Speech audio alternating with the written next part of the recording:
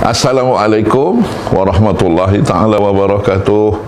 Salam sejahtera, salam kasih sayang dari Tok Abah. Hari ini Tok Abah terpanggil untuk bersiaran kerana Tok Abah barangkali sama dengan ramai lagi yang lain agak terkejut dengan berita yang Tok Abah anggap berita duka dari negeri Melaka, di mana pengumuman yang dibuat oleh Speaker Dewan Undangan Negeri Melaka bahawa Kerajaan Negeri Melaka telah terbubar dan Pilihan Raya Kecil Negeri Melaka, PRN Negeri Melaka, terpaksa diadakan. Bagi Tok Abah anggap ini berita duka kerana kita seolah-olah terlupa setahun lebih yang lalu, September 2020, apabila terbubarnya kerajaan di negeri Sabah hingga terpaksa diadakan PRN negeri Sabah. Akibat daripada pilihan raya negeri Sabah, setahun lebih rakyat terpaksa menanggung derita kerana pandemik COVID-19.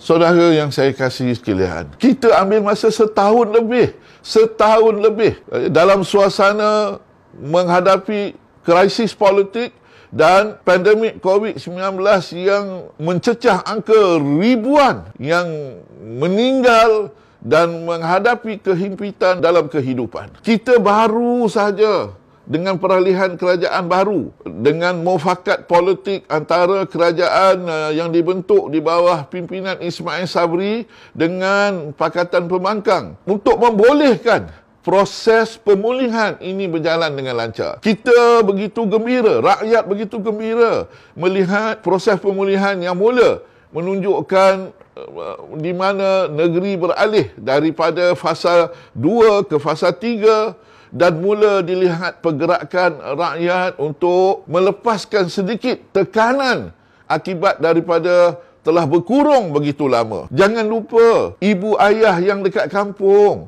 yang mereka menyerahkan diri mereka untuk mendapatkan vaksin, bersedia menerima untuk suntikan vaksin kerana apa? Kerana terlalu rindu untuk membolehkan anak cucu yang selama ini tidak dapat berjumpa, boleh berjumpa. Tok Abah dapat merasakan pengharapan rakyat dengan suasana yang sedang berlaku sekarang ini bahawa sudah hampir tibanya kebenaran merentas negeri itu dibenarkan. Dalam suasana rakyat membuak-buak, memuncak perasaan bersyukur untuk membolehkan pergerakan yang menyatukan semula silaturahim sesama keluarga ini, tiba-tiba kita digemparkan dengan berita bahawa Pilihan Raya Negeri Melaka terpaksa diadakan. Bagi Tok Abah, Pilihan Raya Negeri Melaka ini tiada keperluan sebenarnya, kerana yang memerintah ini adalah elit pemerintah yang sama dengan di persekutuan. Jangan disalahkan pembangkang atau DAP ya, sebab yang berlaku ya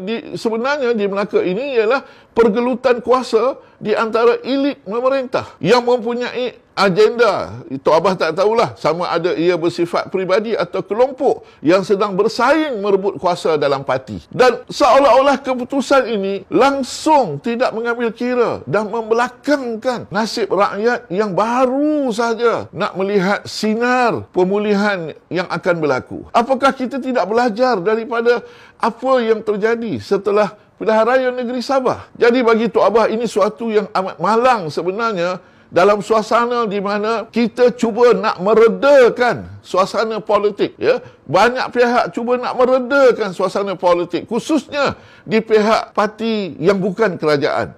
Tiba-tiba pergelutan kuasa di antara mereka yang ada dalam parti yang memerintah, ya, elit pemerintah yang masih tidak puas hati dengan soal kedudukan kuasa yang diberi kepada mereka hingga menyebabkan kita terpaksa menghadapi risiko ini. Tok Abah tak tahulah nak cakap macam mana lagi, tetapi bagi Tok Abah mohon yang amat sangat kepada pemimpin-pemimpin di peringkat negara dan juga khususnya di negeri Melaka. Apakah kita nak meletakkan agenda politik kita, agenda kedudukan kuasa kita melebihi daripada agenda untuk menyelamatkan rakyat dan memulihkan negara ini daripada kesan pandemik COVID-19.